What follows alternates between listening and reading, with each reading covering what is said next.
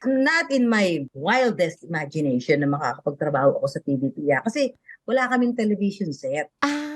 So hindi ka nanonood ng balita nung bata ka? Paano manonood, wala nga Oo akong nga. TV, wala nga kaming television kasi nakikipanood lang ako sa ito baka sabihin mo napanood ko lang. Sa totoo lang nakikipanood ako sa kapitbahay namin. At eto tandang-tanda ko 'pag weekend, Sabado may mga movies 'yan. Mga movies na magaganda, yung mga Darna, yung mga Oo. FPJ, yung mga ganyan. So parang blockbuster movies yun, eh.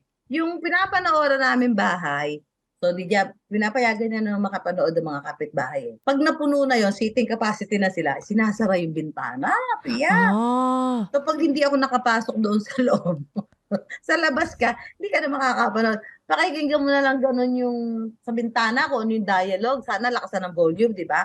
Ang hirap, so hindi ako nakakapanood ng TV noon.